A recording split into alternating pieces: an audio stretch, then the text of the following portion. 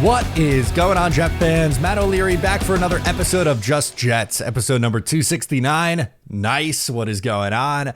Excited today to get into this one where we will talk about an ESPN NFL draft analyst linking a fan favorite quarterback option from this 2025 NFL draft to the New York Jets.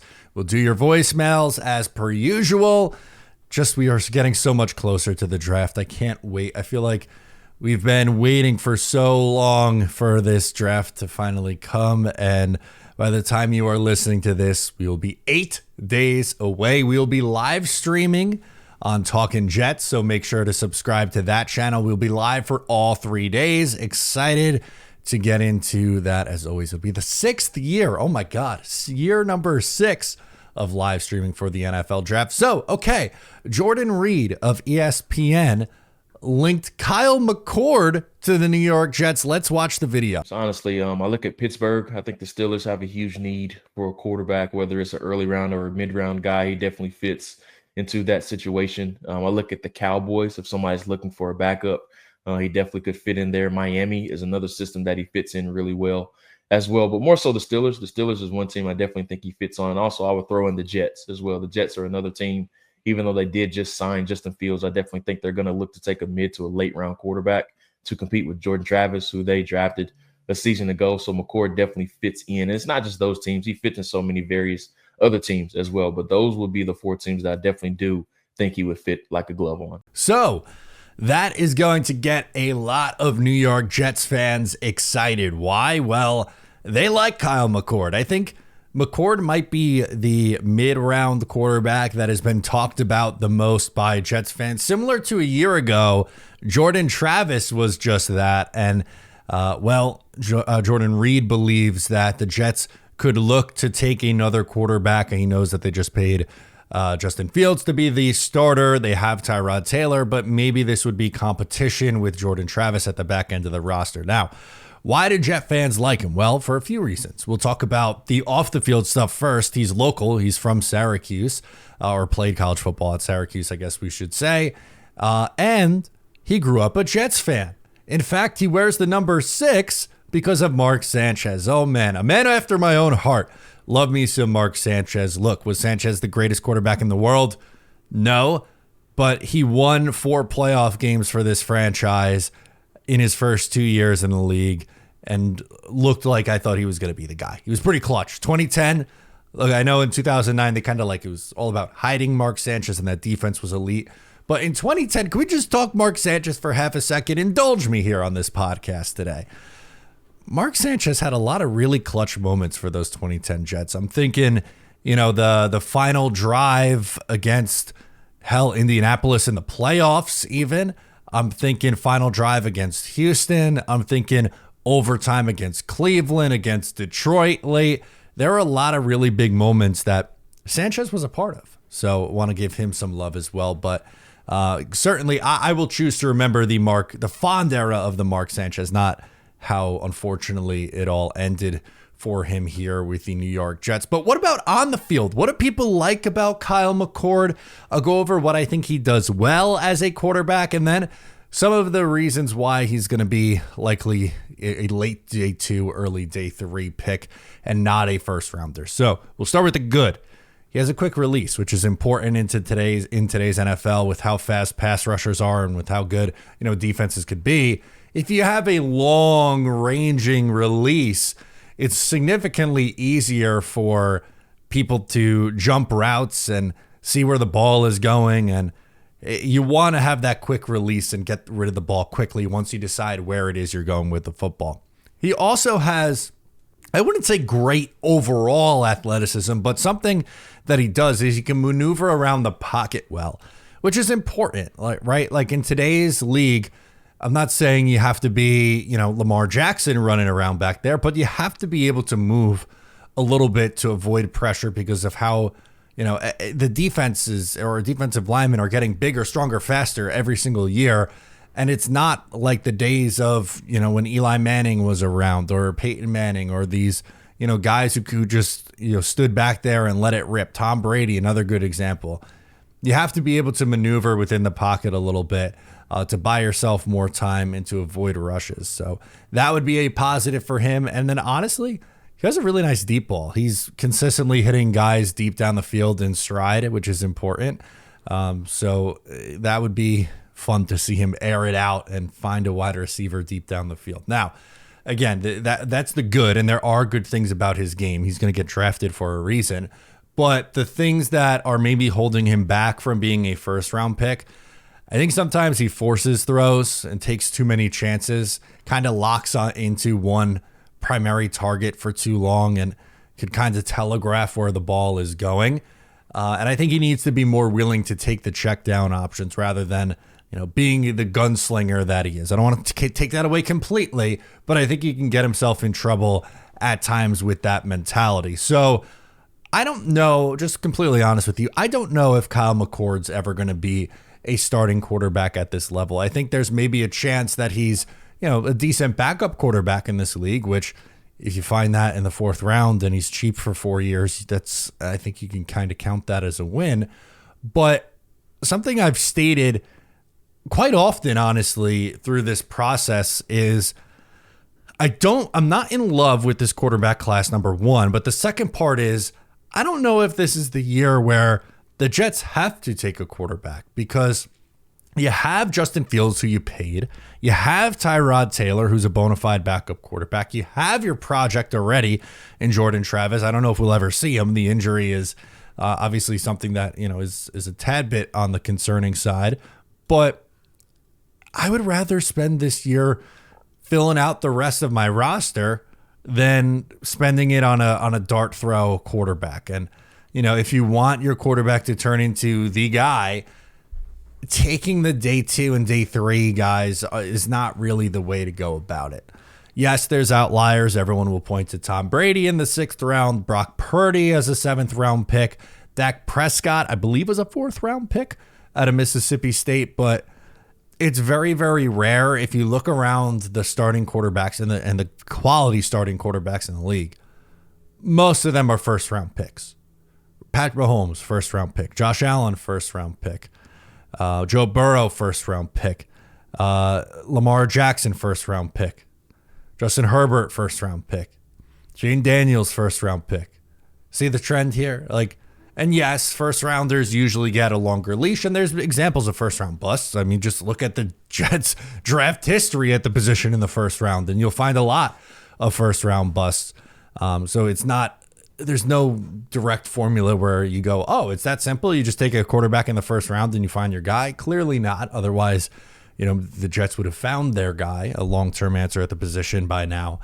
But specifically with Kyle McCord, while there are things to like about him, number one, I don't know if this is the year to be doing that. I would make my move, honestly, in next year's draft class if you're looking for a long-term answer.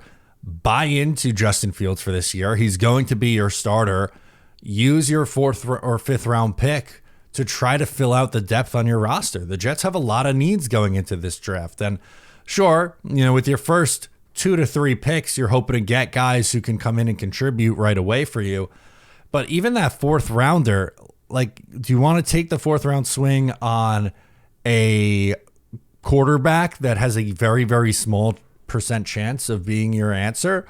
Or do you want to go and try to land run stuffing into your defensive lineman, or a blocking tight end, or a wide receiver 3 or 4, right?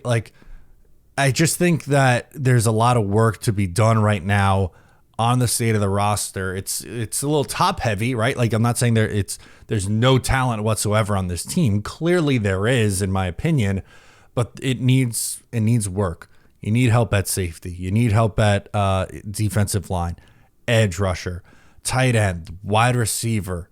There's still work to be done. Right tackle. You need to find a starting right tackle at some point throughout the draft.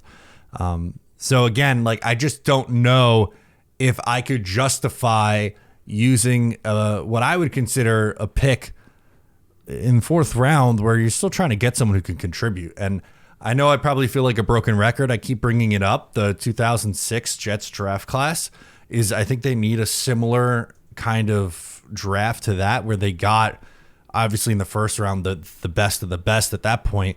DeBrickashaw and Nick Mangold, two key pieces to an offensive line for a really long time. Mangold played from 2006 to 2016. Ferguson 2006 from 06 to 2015. But even later in this draft, Eric Smith in the third round was on the Jets for multiple years from 06 to 2012. His whole career was here. Spot starter, rotational depth defensive back on really good Jets football teams. On a team that went to the playoffs in 2006, 9, and 10. On teams that were 500 or better in 2006, 8, 9, 10, 11. Brad Smith, key roles in those Jets runs. Leon Washington, 4th round. Drew Coleman, even in the 6th round. Not that he played a crazy long time, but, was there from 06 to 2010. Started a couple of games, but was depth. So I don't want to use a pick in round 3, 4, 5 on quarterback when I could potentially be trying to. It's not a guarantee. Again, sometimes you get, or Darius Stewart. Sometimes you get a Malachi Corley. But if you do this right, you get someone who is a contributor for you, like an Eric Smith, like a Brad Smith, like a Leon Washington. And that's the route that I personally would like to go. So let's get into your voicemails now. We will start with Max calling in from New Jersey. He wants to share his 2 cents on the Breece Hall trade chatter. Hi, this is Max calling in from New Jersey, and let's talk about a rumor that's been happening around the Jets for the draft. So there have been rumors that the Jets are trying to trade Breece Hall and draft Ashton Jeanty, and here's my opinion on it. So I really do like Ashton Jeanty as a running back prospect. Normally I would say the Jets are making a big mistake with trading away Breece Hall, and I agree with, I feel like Breece Hall is one of the best running backs in the NFL, and if it was another running back prospect, I feel like it would be a mistake. But I feel like Ashton Jeanty, he's a generational prospect. He's like Barry Sanders 2.0. I feel like if the Jets are trying to trade Breece Hall, we need to get a 2026 first round pick, another first round pick, so we'll have 2 first round picks. We can trade up in 2026 to get a quarterback if Justin Fields isn't panned out. And I feel like with Jeanty, he could fit this offense well. He was a generational running back at Boise State. I was watching highlights with Jeanty for a while, and I was like, if we trade Breece Hall, I feel like Jeanty is the best running back in the class. What's your thoughts on this, and go Jets? A first in 2026 for Breece. I like Breece Hall too, but Christian McCaffrey, when he was traded in 2022, McCaffrey, we can like Breece all we want, but McCaffrey was more proven running back at the time. He got a 2nd, a 3rd, a 4th, and a future 5th round pick for Christian McCaffrey. And Breece is going to get a first? No, I don't think so, which is part of the reason why I'm not open to trading Breece Hall, because I don't think you're going to get that said value. I think you're probably getting a 3rd round pick this year and maybe an additional pick somewhere along the way. A 3rd and a 4th next year, a 3rd and a 5th this year. I don't see the value in it. And yeah, Ashton Jeanty's great, man. He's a really, really damn good football player. I don't know if Barry Sanders is my comp for him, but he's going to come in and be a really, really good football player right away. I just feel like you're creating a hole and plugging a hole by using your 1st round pick. And yeah, if you want to say Breece hasn't lived up to the expectations we had for him and they should look to replace him, okay. That's not where I am, but okay. I don't want to then use that for first, not only a first, but a top 10 pick on a running back when there's still so many other needs on this team. They need a right tackle. They need a tight end. They need a wide receiver. They need safety help, defensive line help. And now you're going to add running back to the mix? The approach that I would take this year is you have Breece in the last year of his deal. If he plays well, which I think he will play well this year, then you franchise tag him for 2026.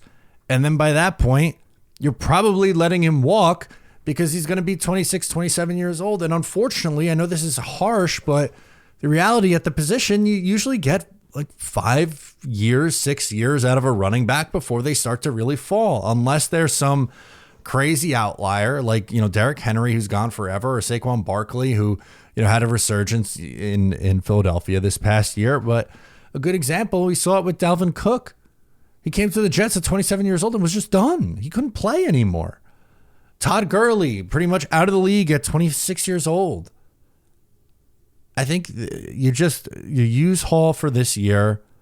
If he plays well, like I think he can, franchise tag him, and then you take it from there. But I don't like that approach at all, and I don't think that's an accurate trade comp for what you're going to get for Breece Hall. Travis from Ohio, let's go offensive line conversation. Hey, Matt. Travis from Ohio. Hey, buddy. It seems like we've got a pretty large tackle room, offensive tackle. So, in probably going tackle first round with Membu, I'm cool with it. That said, Mekhi Becton finally kicked out the guard for the Eagles. He wouldn't do it for us, but he can bully our front office around because, he's 6'7", and little children run our stupid organization. Anyway, my question is, why don't we kick Max Mitchell and Warren Carter to guard? They weren't first-round picks. It tried to dictate, whatever. And have fun dictating that stuff that junk to Aaron Glenn, because he's from the Parcells tree. He's not going to take their shit. So, anyway, to bolster our interior, why can't we kick them there, especially being 4th and 5th round picks? I know we tried that with Mitchell before, and it didn't work out well. But anyway, I'm just trying to save their roster spot at this point. They both haven't done anything for us. Carter, disappointingly, especially because he was the higher pick, and Mitchell came in his rookie year and did okay. Not great, but okay before the blood clot thing. And then he's never been the same ever since. So, we've had worse at the position, but they never got relegated to practice squad. But anyway, why can't we try those guys at guard? It worked for Mekhi. Hell, he got a ring out of it. So, better than what we got. So, anyway, love ya. Go Jets. Bye. Thank you, Travis. While you were talking, I was pulling it up because I thought I remembered Max Mitchell playing guard once in 2023. He also did it once this year, too. So we'll start in this past year. He played 46 snaps at left guard against Houston. He allowed 2 pressures in the game. No sacks, but a quarterback hit and a hurry in that one. So he was okay. He wasn't horrible. The year before against the Chargers, which was the game that we went to with the Talking Jets crew, he played right guard and was horrendous. He was really, really bad at right guard. Played 81 snaps of offense in that game, let up 5 pressures, a sack, and 4 hurries. I maybe in year 4 for him, at guard, can somewhat figure it out. Carter Warren, I don't know off the top of my head if they've tried it with him. No, last year was exclusively left and right tackle. That was 2023 numbers. In 2024, it was just right tackle, and he hasn't been good at either. So maybe you sell me, you could try to salvage Carter Warren. I don't know if Max Mitchell's salvageable. My guess is one of the two makes the roster. I don't think both are going to make the roster. That would be a surprise to me if both Carter Warren and Max Mitchell make this team. You did sign Myers, though, as an interior offensive line depth guy. He was the starting center for Green Bay, Josh Myers, the last couple of years. He hasn't at the NFL level, but he's played guard in the past, so might be worthwhile to have him around as your interior offensive line depth. That'd be the first guy, and then I would imagine that maybe if you want to say, all right, Carter Warren's like second or third up after that. Okay, but I think it's an uphill battle for both those guys. Let's go to Peter calling in from the beautiful Hudson Valley. He's got another mock draft for us. 'Tis the season. Let's hear it. Hey, Matt. Peter calling from the beautiful Hudson Valley on this Monday evening. Another mock draft Monday. Saw yours from earlier today. Loved the idea of doing the trade back in the second round. Thank you. Getting the additional pick. I think that's another good option for the Jets to exercise, possibly coming up with the draft. So thank God at this point we are just about 10 days away, a little less than by the time this airs, because we just need to see these picks so we can really see how this roster shapes up. So went to PFN again, did another mock. I've had a few that I've had saved, but I did a new one. In this case, traded back with Seattle way back to pick 18 to see what would happen. But we picked up picks 50 and 52, so getting two more picks in the top 100 overall seemed like a good idea. When we slid back, Derek Harmon, who of course the Jets had a visit with, was available. Actually, so was Armand Member again, but again, I don't think he'd really be there. No. So I took Harmon to fill, get that spot in the defensive line filled. Then at 42, took Josh Connolly, the offensive tackle out of Oregon. So again, picks in the trenches right off the bat to kind of fill those needs. Pick 50, Jaden Higgins, wide receiver out of Iowa State, was available. Pick 52, took Gunnar Helm, the tight end out of Texas. Then with 73, Kevin Winston, the safety out of Penn State. Now, both Jonas Sanker and Jalen Reed, which are guys I think the Jets have been talking to or talked about at safety, were also available. So either way, they could have gotten themselves a good, strong safety there at 73. But here's the thing. In that trade with Seattle, we lost pick 100. So it kind of cuts the draft in half. You have 5 picks in the top 75, and they have the last 4 in rounds 5 and 6 that are basically depth pieces. So at 145, we took Jeffrey Bassa, the linebacker out of Oregon.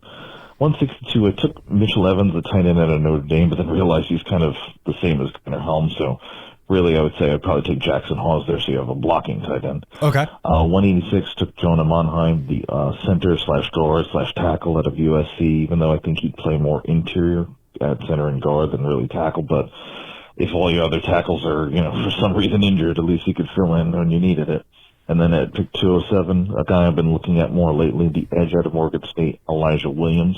He's 6'2", 288. He'd probably fill that bill of the former JFM type pick. Have him on the edge, on the outside, first and second down.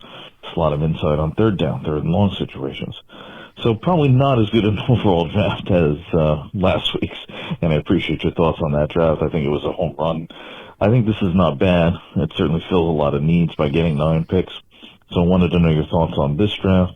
Again, it does get kind of cut off having top, 5 picks in the top 75, but at least you get some good depth pieces after that. So you got cut off. His 3 minutes was up at the end there. You had me lost for a second because when you said it ended up making sense the further you went, and if I just listened before my brain started racing, then I would have eventually figured it out. But when you originally had you move back from 7 to 18 and you get 50 and 52. I was going, okay, hold on. That sounds like a great return, but it feels like Seattle gave up a lot. But then you bring up that, you also had to give up the 4th rounder, which makes the math work for that to happen.